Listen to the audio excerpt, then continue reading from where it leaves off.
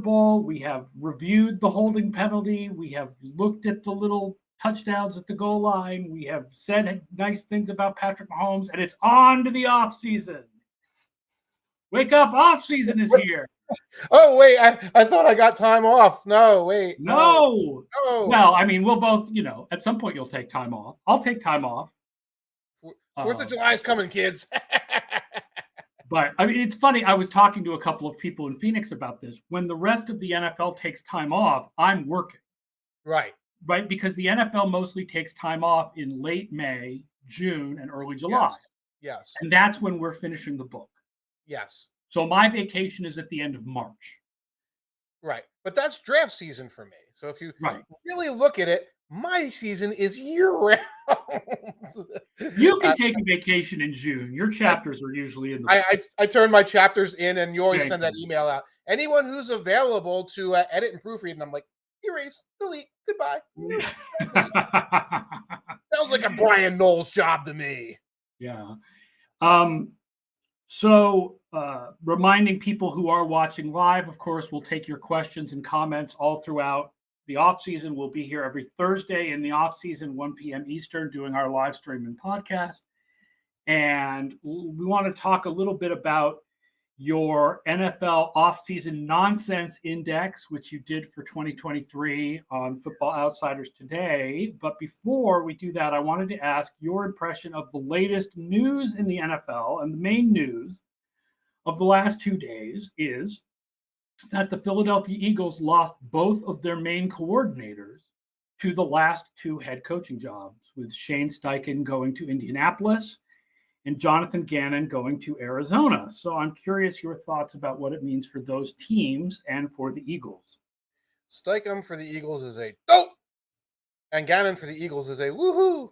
And that's not just coming off of a Super Bowl in which Gannon was one of, the goats of the Super Bowl here. But I don't know from the Eagles standpoint structurally how super important both of these coordinators were.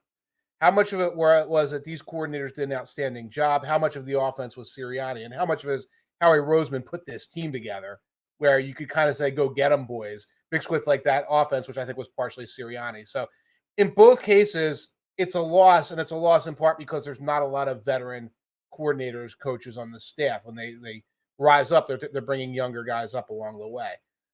I'm not sure what either of them does as a delegator, as a guy at the top of the org chart. So it's kind of a wait and see. They're kind of already sharpening the knives in Indianapolis. I don't know if you saw this, but Steichen, in the Sirianni tradition, didn't give a very good press conference. Although I thought his press conference was great, because among the things he said was, we pass to score and then run to win, which is, of course, the way you're supposed to do it. So he sounded pretty analytically smart during his press conference, but I guess he didn't play. Did he not play nice with the press? Why was it a negative press conference? I don't know. The Indy Star went after him pretty quickly. I don't know if that's just let's set a tone in terms of this columnist is going to be, the devil's advocate or whatever. But it was pretty stunning how this team that had Jeff Saturday coaching a couple of weeks ago was going to go after a guy who, helped a team score 34 points in the Super Bowl, 35 points. Gannon has already said, we consider Murray a franchise quarterback or an elite quarterback, something like that. That's probably soothing words. The news coming into Philly is that Vance Joseph might be coming from Arizona to Philadelphia to be a defensive coordinator. I think that would be good. He's got a good track record. Yeah, I agree. That almost feels like a win for the Eagles. If they come out of this with a veteran defensive coordinator like Vance Joseph on one side, and it's still Sirianni's group and structure, and Brian Johnson is yes, the quarterback's coach. Brian Johnson is likely the next offensive coordinator, right? Yes. Former AC/DC lead singer Brian Johnson is the new coordinator, and I'm impressed by that. And yeah, Todd Singer's right. That's a good comment. So I don't know what's going on in Indianapolis, but I think they're fair hires.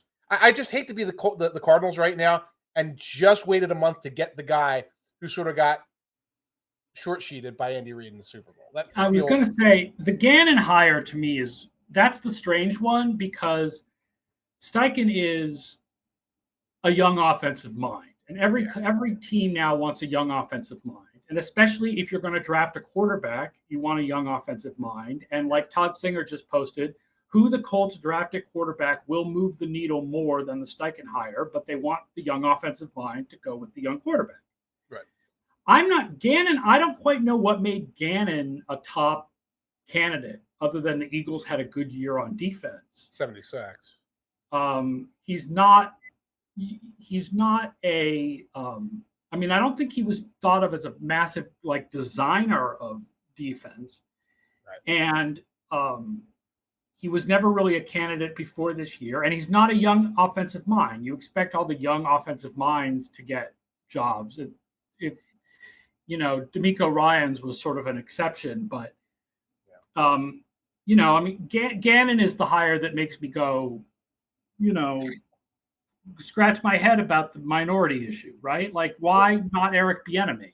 Right. Well, look at it this way. Now, of course, the Cardinals can't hire Steve Wilks because he was coaching there a couple of years ago.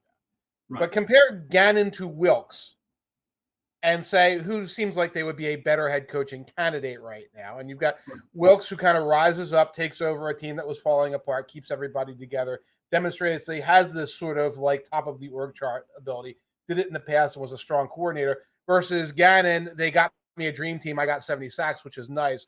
But like, you don't see a lot in the Eagles defense. We say that was the coordinator. I think Wilks is a better coach. I think Wilks looks like a better coach. But he already lost this opportunity with the Cardinals. Okay, so why didn't the Colts look at him? Why didn't some other team look at him? Right. Luckily, Wilks is now the 49ers defensive coordinator, and the Rooney rule, I think, is now the just hire the 49ers defensive coordinator rule and give them the, that's the only pathway.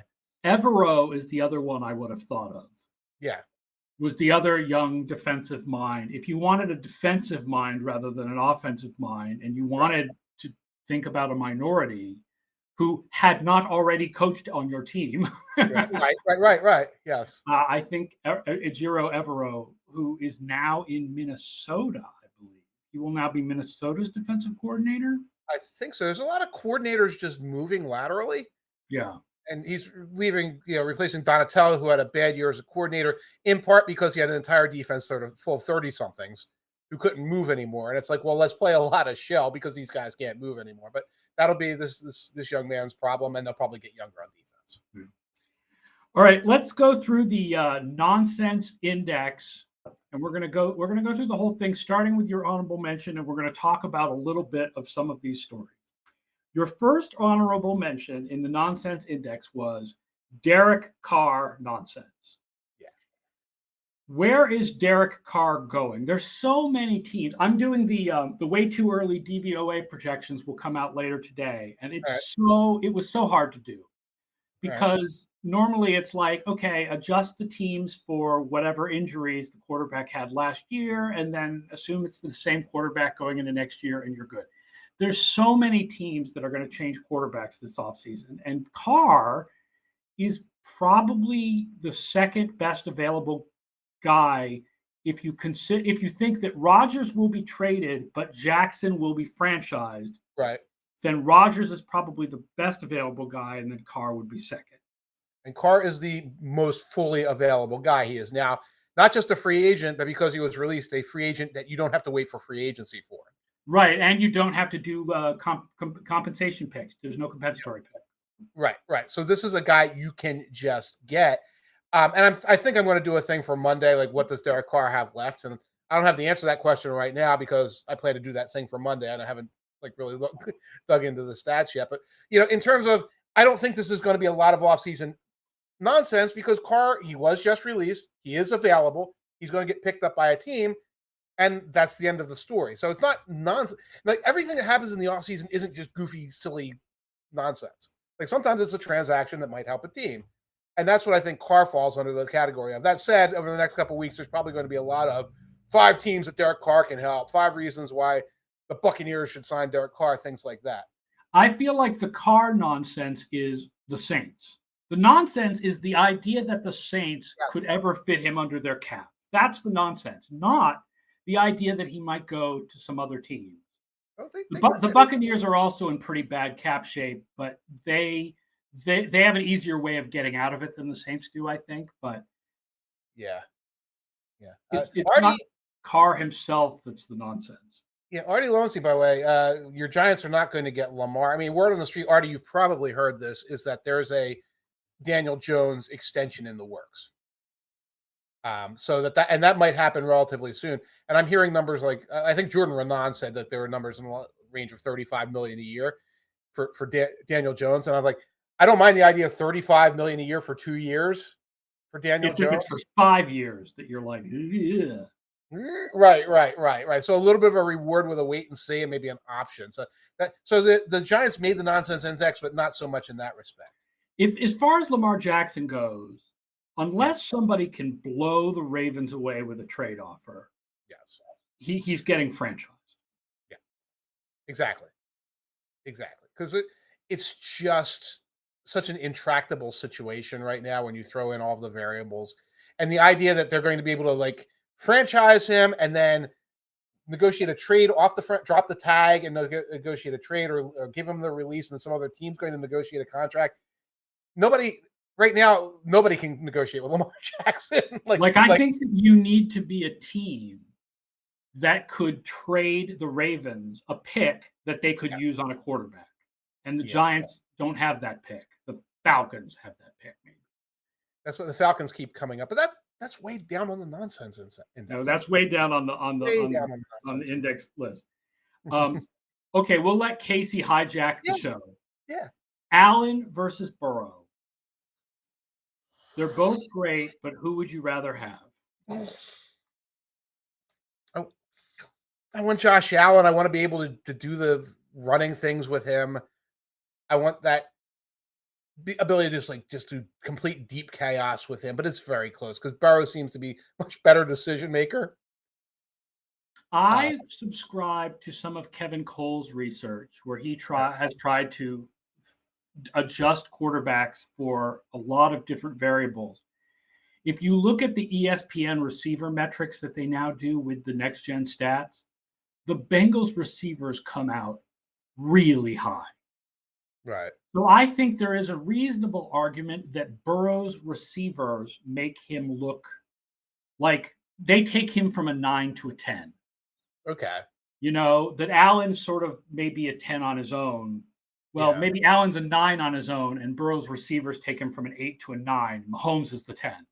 Right. But I don't think Allen, other than Diggs, Allen is not getting as much help as Burrow is getting from the receivers. I would lean towards Allen, yes, for that reason, for the just pure traits. The pure traits mixed with he's had success, not like I'm looking at some trait monster in the draft. It's a little bit similar to the Allen versus Herbert debate that we had in the offseason, last offseason when we did tiers, which was the idea was you want Herbert in the regular season and you want Allen in the playoffs because you need the wider variety, the wider variance of Allen in the playoffs because you want that super awesome game to happen in the playoffs. Right. But Burrow has some pretty super awesome games too. Yes. So, I mean, I guess if you made me choose, I would say Allen. But on my MVP ballot this year, I put Allen second and I put Burrow fifth. Okay. Interesting. I actually put Trevor Lawrence ahead of Burrow. Oh, I don't know about that. Because I know you're going to say, well, got a lot less help. Fair enough. And I had Hurts third. Let's go on with the draft nonsense. Let's talk more. This is more honorable mention nonsense. Yes. Draft nonsense. So I have to hit you with why Clark Brooks, the SEC stat cat, said that Will Levis will be drafted high. He led the SEC in deep accuracy when behind the chains, and performance under pressure. Plus, he's 6'4" with a strong arm and moves well. I don't know what deep accuracy is, but he's not accurate deep. So that's false. That is false. He probably has a high completion rate. I can probably go on SIS and look at his completion rate. He underthrows passes deep. What was the other thing? Besides being tall, under pressure, and that he's tall and moves well. He is not good under pressure. He winces the ball under pressure. I don't know what statistic that guy is using for it, But this is a guy. It's interesting. We should have Clark on because Clark, like he charts every SEC game. So he's very like tuned into the SEC. He's watched every play. Like he's watched all the Levis. Yeah, I've watched a lot of Levis. He's bad. Bad quarterback. Will Levis is a bad quarterback. He's not good. It's not good at quarterback. I mean, he's going to go in the top 10. Like I mean, I guess we were saying this about Malik Willis last year, and we proved to be wrong. Right. This has more style. Maybe teams won't, but it feels like a combination of the value of quarterbacks and the number of teams that need quarterbacks. It just feels like those top 4 guys, Stroud, Young, Richardson, and Levis, in some order, are going in the top 10. Yeah, you're right. I think 3 of them that makes sense for, and the other one is just this Trubisky, but worse level mistake. I'll just say he's deep accurate in the way Tua is deep accurate. Now, granted, he does not have Tyreek Hill, but if you love a deep completion where you can see both the defender and the receiver slowing down for the ball, and then the receiver out jumps the defender, if that's what you like as deep accuracy, that's great. When I look at that and I say, oh my God, that's his deep ball, that's his calling card. It reminds me a little of Zach Wilson.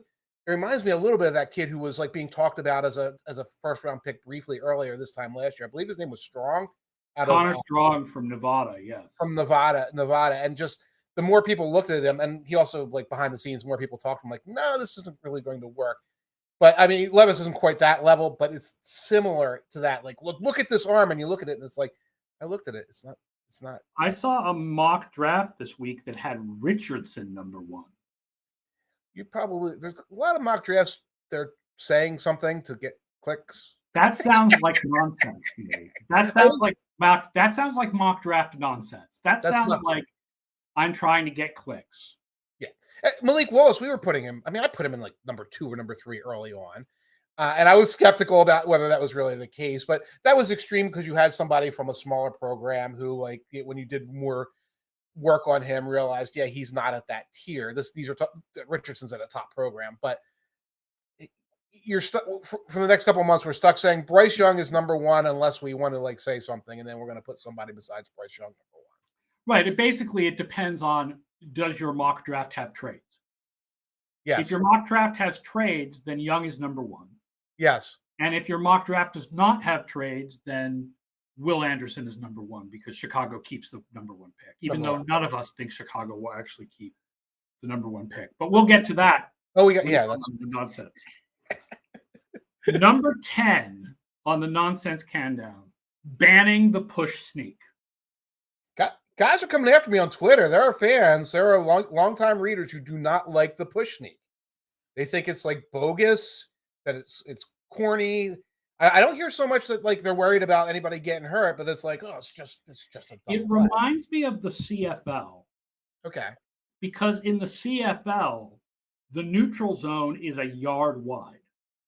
Right. So the defense has to line up a yard away from the ball. So 3rd and 1, in the CFL, which is the equivalent of 4th and 1, right, is essentially a gimme. Right. Like it is really hard to fail on 3rd and 1 when your quarterback, when the defense is a yard away from, and the quarterback just has to go a yard. Right.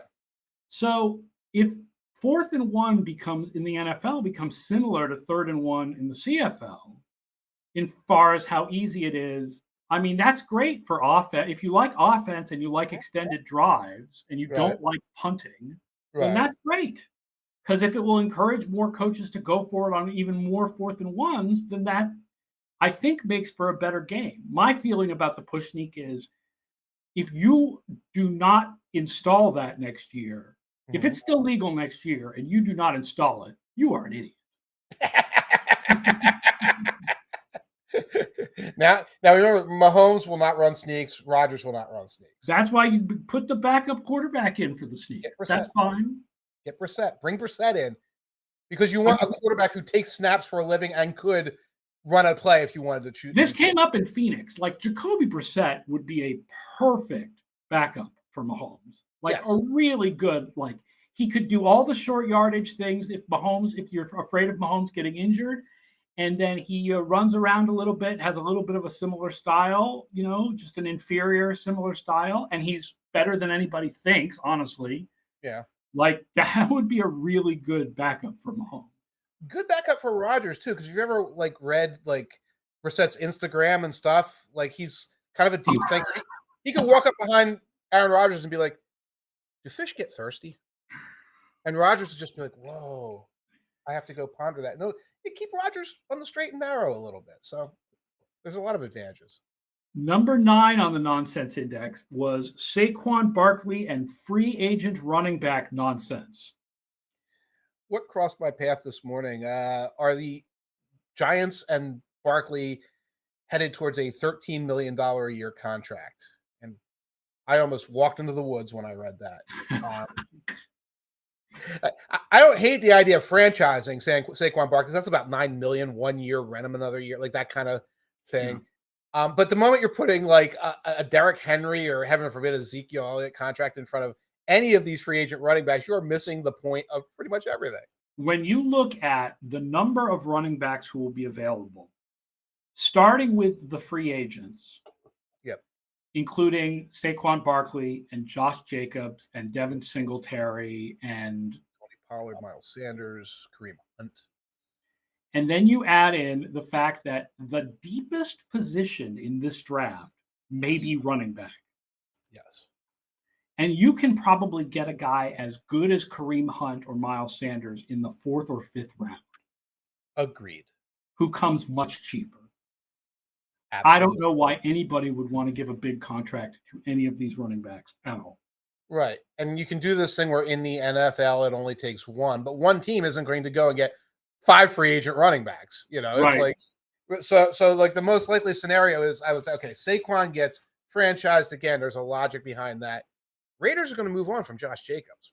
Almost certainly. Looks like it. God, there was a lot of talk in the preseason last year. Zamir White was going to be the hot thing. And then all of a sudden, Jacobs got all the carries for the whole year. But, I mean, if they believed in Zamir White, right. I don't know. Part of me feels like if they believed in Zamir White, then he's the replacement. And part of me feels like if they believed in Zamir White, why was he not playing at all this year? That's another question. I don't know what happened on the interior there. I mean, Josh Jacobs sees the job. He's like, this is who I am. And undeniable. And you have McDaniels liking to run I formation, power running more now. But that's different when you have to pay the guy more and you have to extend this out further. And this sounds like the McDaniels camp is now thinking in terms of getting their own guys in, which is going to be really great because after 2 years, you want to start gobbling up old Patriots. We all know that's a key to success. So Jacobs moves on. The Eagles will just move on. I mean, the Eagles have money that they have to clench on right now. So yeah, there are other positions that are way more important for them than they can make Kenneth Gainwell the starter. Right. So there's going to be 2 years and $20 million type deals in front of these big time guys, and that's what it's going to be. And anyone who's speculates otherwise is just sort of missing the point. Right. We should add, by the way, that this also hurts Bijan Robinson's draft status. Because with Bijan Robinson, it's the same thing. It's why should you use a first-round pick on Bijan Robinson when you can either get one of these free agents at a reduced cost or get one of these guys in the 4th or 5th round that looks so good at the Senior Bowl? Yeah. The draft is super deep at corner. I'm trying to look at this draft. It's it's not a great draft class, but man, it's deep in corner. So if I'm at 15, 16, 17, 18, it's do I get a Trent McDuffie type? Or do I go get Bijan? I'm going to get a Trent McDuffie type, and I'm going to go grab Devin Singletary. And that's going to be that's how I'm going to approach it. Number 8 on the nonsense index. Washington Commanders ownership nonsense. You were basically I don't even want to talk about this. I the idea because, good, Dan Snyder's going to do that. Dan Snyder's not going to be forced to do anything. The worst thing that happens to Dan Snyder is he gets billions of dollars for this company he ran into the dirt. And the replacement, I was thinking, do people think Bruce Wayne is out there looking to buy a team? But then I had the other question. I think Bruce Wayne would be a good NFL owner. I don't think. Well, actually, it's an interesting question because you would think that Wayne has so much other stuff that he's concentrated on all the new technology that Wayne Industries is producing for Batman. Yeah. that he would be a very hands-off owner, like a Lurie or a Kraft. Like, I'm going Right. to hire the football guys to run the football, Right. but then I'm going to just show up in the owner's box with my lady of the week. Right. And So, because that's part of Bruce Wayne's image, is that he's always got the different ladies on his arm. Right. And then I'll watch my team win, and then nobody will know what I'm doing after the game when I go out as Batman. I think he probably would be a good owner. I think so. I mean, you'd worry every time we see the Gotham Knights in a Batman story, the stadium's getting blown up. Bane blew it up in the movie. He almost killed Hines Ward. But even in like the cartoon, and it's a Gotham Knights game, it's like it's going to be attacked by Joker. Yes, we know that. But yeah, I mean, in real life, however, there is no Bruce Wayne to go out there and buy this team and be that hands off by. It'll be someone horrible. Alfred, maybe Todd Singer would be making the day-to-day decision. Maybe Lucius Fox. We don't, or maybe he'd bring in a football guy. He would bring in a football guy. Alfred would turn it into a soccer team. Howie Roseman would be making the day-to-day decisions. Wayne would be completely hands-off. Number 7 on the nonsense index. Teams going all in. Sorry. Okay, sorry. Before we do that, how would Batman deal with one of his players gambling or smoking weed? Batman has not like beaten up a pot dealer probably since the 60s. 1969 or something like that. So I think we're okay. It's probably legal since Gotham is probably somewhere in the Northeast. My guess is that it's in a state where gambling and smoking weed are both legal now. Right. You're probably right. And there's, casinos in Gotham. Yes, I'm right. Iceberg Lounge is a casino, I believe. So, yes. Okay. Where were we? The Iceberg Lounge, where you can go to get high and gamble with the Danny Young says Tony Stark would be a meddlesome NFL owner. Well, we saw in Iron Man 2, he has like a Formula One team, and he was very hands-on. I think he was halftime in a Knicks game. So yeah, he would be very meddlesome. I'm trying to think of a good example of who would be like that. Kind of, he's Jerry Jones. No, that can't be right. No, I don't know who would be. I don't know who's the equivalent of Tony Stark, because I don't know which billionaires like did the technology for their company, right? Like, right. Jeff Bezos is not working on the technology of Amazon on a day-to-day basis. The richest men in the world are much more Bruce Wayne than they are Tony Stark. The Seahawks guys, Paul Allen and them. Yes, I guess the Microsoft guys. Yeah, right. That's the generation. Tony Stark-ish. But that's software rather than hardware, I guess. What do you think about teams going all in? It's interesting because teams going all in, what we saw this year was the exact opposite. Yes. Of teams going all in, right? Like what the Rams win, and the Chiefs deliberately took a step back this year. Yes. Made a trade that was much more about being contenders for years to come rather than this year. Yes. And then won the Super Bowl anyway. Yes. So that's not all in.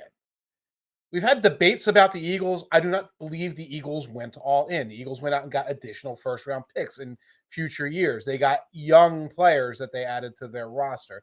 But like I included that specifically because in a couple of weeks we're going to be in Indianapolis, and I just know how these combine questions go. And every GM is going to go up and they're going to be asked about their free agents, and they're going to say nothing. They're going to be asked about some other team's free agent, which is a violation, and they will say that's a violation. And then they'll be asked, with the trend towards teams going all in this year, where do you stand philosophically on that? And they'll mumble nonsense.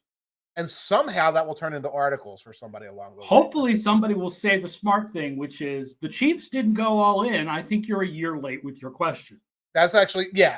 I remember Jim Harbaugh just shooting somebody down like that really hard once. And you feel bad for them, but at the same time, it's like, don't come with stupid questions.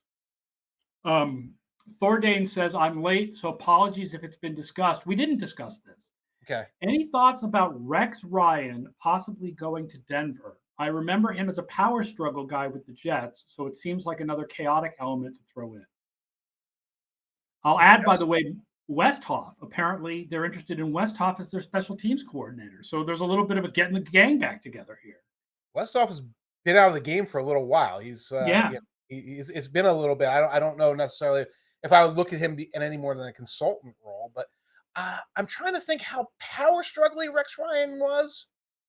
When he Or was with how- the Ravens, I didn't get a sense. I never got a sense with the Ravens that he was power struggling with Harbaugh or anything like that. No, I feel like he would take over the defense and do the defense. Rob worked successfully with Sean in the past. So, that's a possibility. I guess I don't hate it. I love it from a nonsense standpoint because adding Rex Ryan to all of these goofy characters in my little tale that's what's going on in the Broncos. Yeah, I mean, it makes the Denver story just crazier and crazier. Right, right. Well, Idzig was Dordain says he beat out the old general manager and fought Idzik to a draw. Idzig was not strong. Was it Tannenbaum before Idzig? I think so. Okay. Yeah, I mean, I would say he probably won a power struggle with Mike Tannenbaum. And Idzig came in, and that was during the Revis mess. And I don't know if that was so much a power struggle as like a power vacuum. So, but I feel like if he takes a coordinator job, he's not necessarily power struggling with the GM or power struggling with Peyton. It very much would be Peyton being like, okay, I don't know defense. You run the defense. I'll run the offense. Yeah. Peyton is still the final word, though, right? Like, yeah. There's no power struggles against Sean Payton. There's no power struggles against Sean Payton. Yeah, I feel like it wouldn't even turn into Ditka and Buddy. Like Ryan would take the job knowing Peyton's in charge. Yes. And he would have a complete fiefdom over there. And there's no power struggles from below on Sean Payton. If there's stuff from above, that's different. Number 6 on our nonsense index is Dallas Cowboys nonsense, which seems to be a feature of every offseason. Yep. And by the way, every season too. Yes, because that's what they do. That's how they like it. They are born into the darkness. But that's totally wrong quote. But I mean, I just noticed, and I saw like Dak Prescott musings like coming across my desk, and it wasn't he got booed as man of the year or anything like that. It's like it was like the value of Dak Prescott. And we're just going to wake up 4 or 5 times in the offseason, and it's going to be a Dak Prescott day. And somebody will have written something about Dak, or Stephen Jones would have muttered something, and then we'll have like 2 or 3 days of, Dak is X, Dak is Y, Dak is Z. I do feel like we have more of a need to fight the Dak is overrated point of view than we do of fighting the Dak is underrated point of view. That's fair. I feel like the number of people who say Dak isn't any good, right, is much higher than the number of people who ignore Dak's interceptions entirely. Right. Even though both of those are problematic viewpoints. I feel like we have to go to bat for Dak a lot more than we have to tear him down. I worry about that. Like, we're always reacting to this complete straw man argument that's coming from angry Eagles fans, angry Giants fans, angry racists, angry just anti-Cowboys people. And it's not like a lot. So it's like, you're wrong about Dak. And those people know they're wrong about Dak. They're just being like trolley hater type of things. And I worry about what kind of evaluation we get about him. But yeah, like I said, he's a top 10 quarterback in the NFL. Yeah, the idea he's not the reason. Like, the biggest reason I feel like the Cowboys aren't winning is, I mean, I hate to say this, but random variation, right? They've been one of the top teams for 2 years, and it just had a bad game in the playoffs against another top team. It happens. Yeah, I mean, they tend to have like pretty solidly bad games. I feel like they're never optimized. This is what about the Cowboys. Like, you go out there with like these extreme high level players, and it's never an optimized situation. And I think part of that comes from you don't have quite the kind of general management structure that you would have on another team. From McCarthy's regime is going to be McCarthy's regime, and it's not always going to be like completely fundamentally sound, and you get that. But that doesn't reflect on Dak. My worry for this year is the idea that McCarthy and Brian Schottenheimer are going to call plays. Like, does not seem like an improvement to me.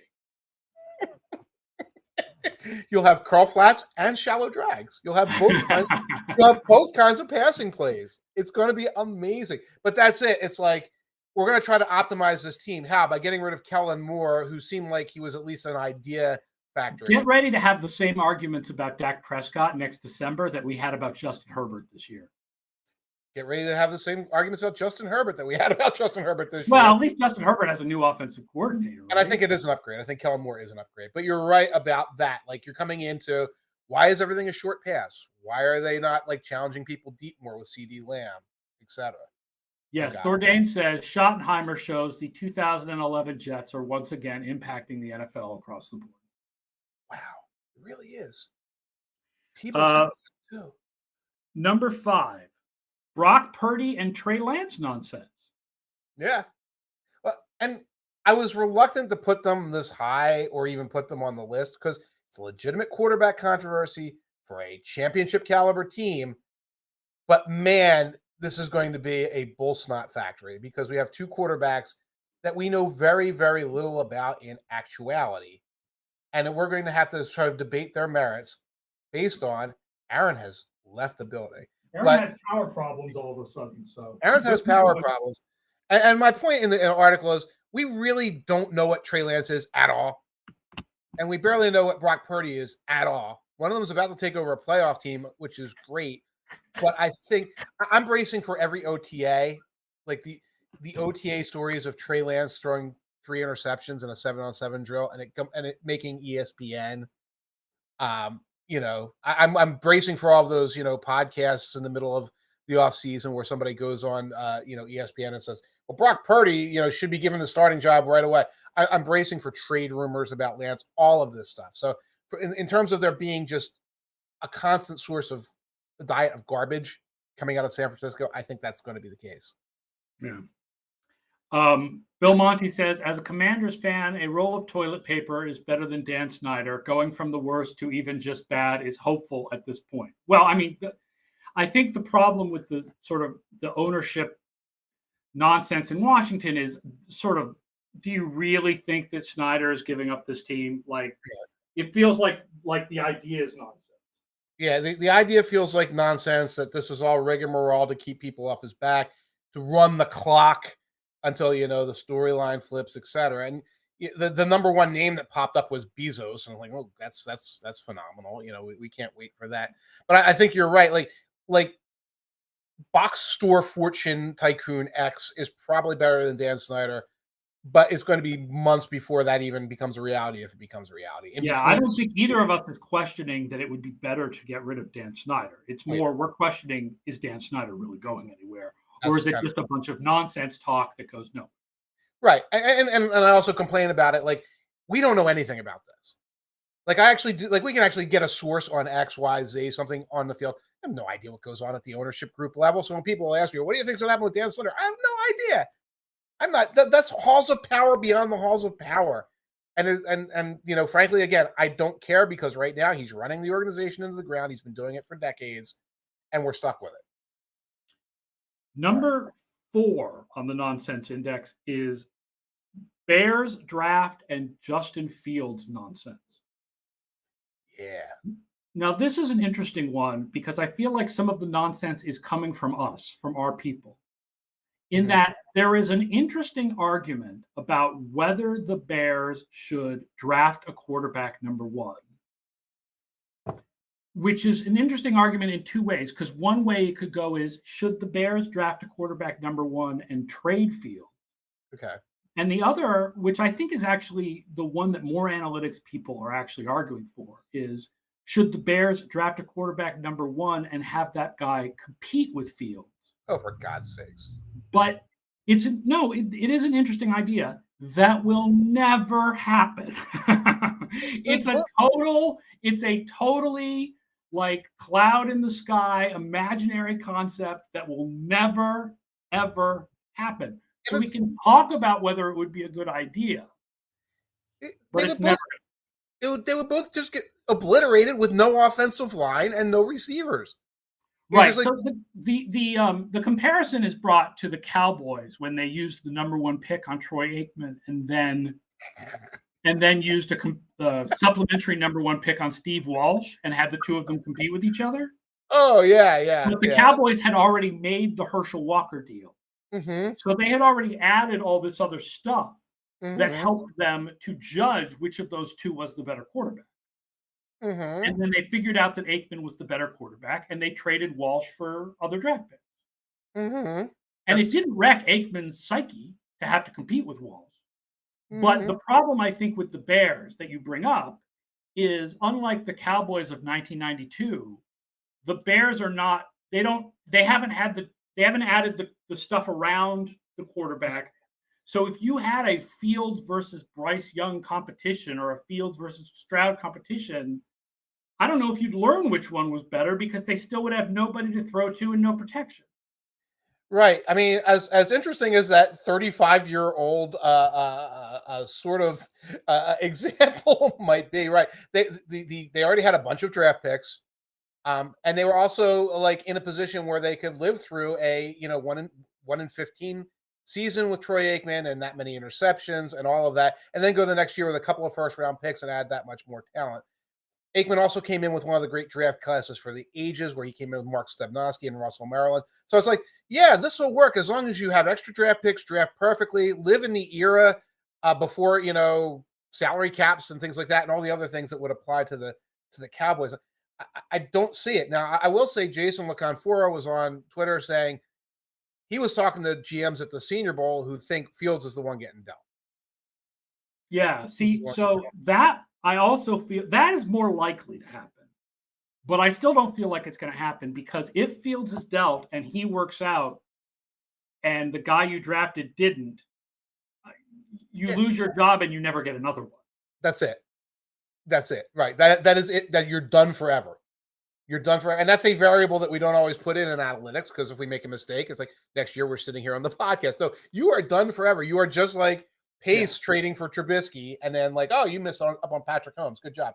Oh, you went and got Bryce Young, and he had nobody to throw to, and he kind of fell apart after 2 or 3 years. And Justin Fields went to the insert team X here, and he doesn't even have to have blossomed, but turned into Ryan Tannehill or something like that, and you coughed him up. So Fields is very interesting to me because people have followed me for a long time. They know my general feeling, which is that after 2 years, if you have not had a year where you are a better passer than replacement level, that's it. You're cooked. Yeah. Like the number of quarterbacks who have built a career after 2 straight years below replacement level is tiny. Like Brian Greasy is like the best one. Josh Allen technically qualifies because he had like -2 DYAR or something. Right. He wasn't below replacement level in his second year. He had improved a lot in his second year. Fields has been horrible as a passer for 2 years, but he's had nothing around him, and his rushing value is immense. Right. So it's kind of like this is enough of a square peg to not sort of stand on some sort of analytics precedent along the way. By the way, I was mentioning before the podcast, he said something to the effect that he has trouble adjusting to cold weather, and he wishes the Bears had a dome. Which is not a good thing to say if you are the quarterback of a cold weather team with a cold weather stadium. It's honestly not a good thing to say if you're a quarterback of a cold weather team with a dome stadium. Like, you wouldn't want to have Kirk Cousins say, "Oh man, I'm so glad we play indoors. God, I hate playing outside. I wish we never had to go to Green Bay in January." Like, I mean, he'd get roasted when they do play on the road in the snow. I missed the part where Columbus got warm. He didn't play for Florida State. I don't understand this, but I haven't looked. The quote could be ripped completely out of context and stuck on a headline. But it's just like, Justin, I love you. I think that the team should trade down and get weapons for you. Would you favor getting weapons over getting defensive players, even though they were the last place defense in DVOA? Oh my God, what a mess.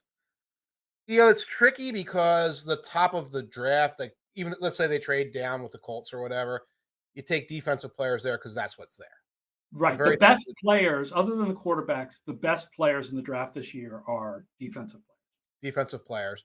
When you get in the middle rounds, I would be strafe attacking the offensive line, strafe attacking the receiver core, because it is below NFL replacement value, particularly the receiver core. And while I don't think there's a lot of top receivers like we normally see in a draft class, there's plenty of depth that you could get out there day 2, day 3, 4th round, whatever. Get some receivers, get some offensive linemen. So I would say, like, say you make one trade down, marquee defensive player, get your Jalen Carter, get your Will Anderson, get one of those corners, etc., and then attack the offense, because you're not going to have anything if you don't create some kind of structure where you can evaluate your quarterback.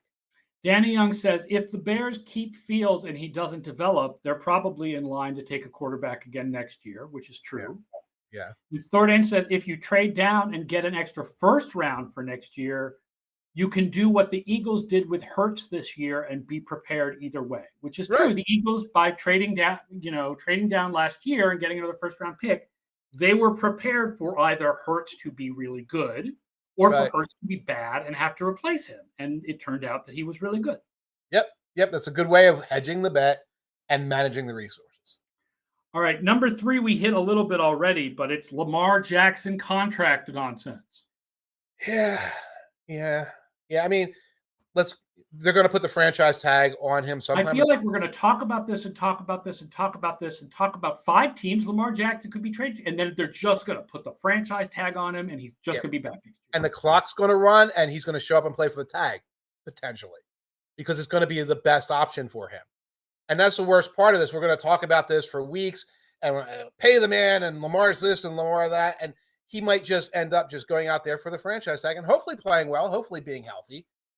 But so much of we're really talking so often now about this theoretical 2019 version of Lamar Jackson, who I loved, but isn't necessarily the guy we're seeing. Now you're going to tell me right now that when he was healthy, and you're right, that Ravens offense was phenomenal. That Ravens offense was very, very good when he was healthy. Yes. Right.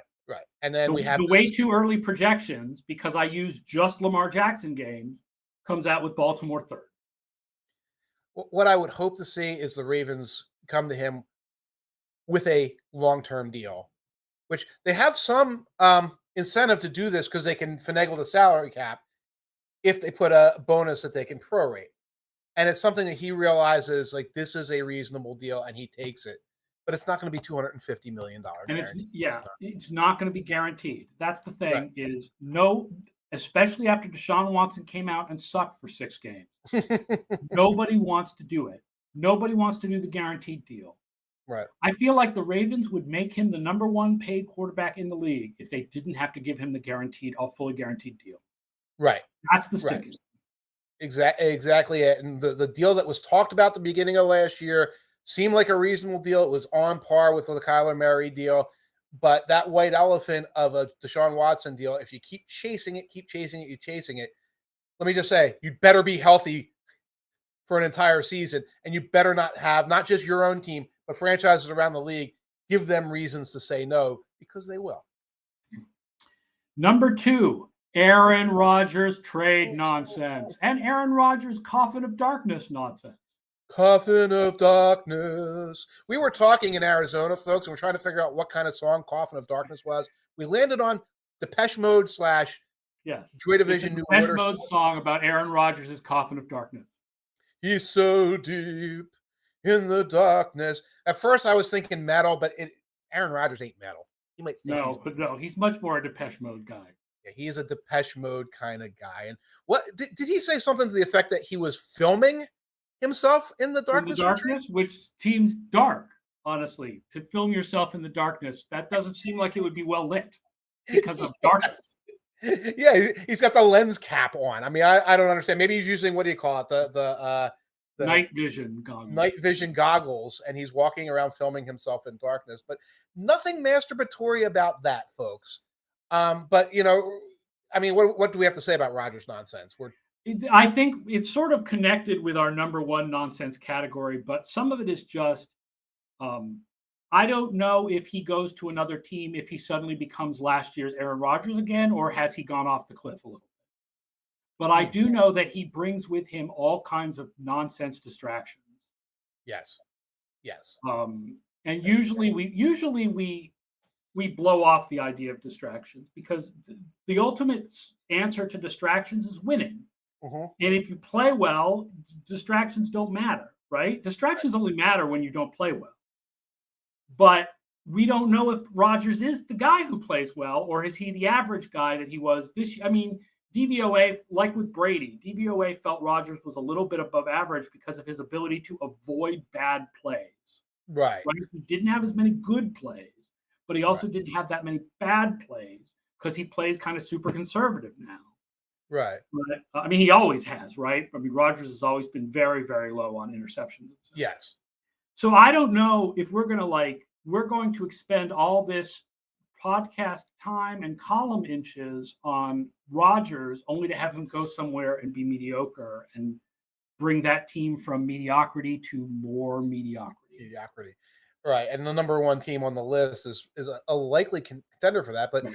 you could also blow all of this because we blew a lot of it last year and have him give one of his great philippics and diatribes to the press and then walk into Green Bay Packers camp. Like he's really 2 straight years we've done this with Rodgers where it's like speculation, oh, Jeopardy, oh, this, oh, Yes. Dark Chamber of Darkness, etc.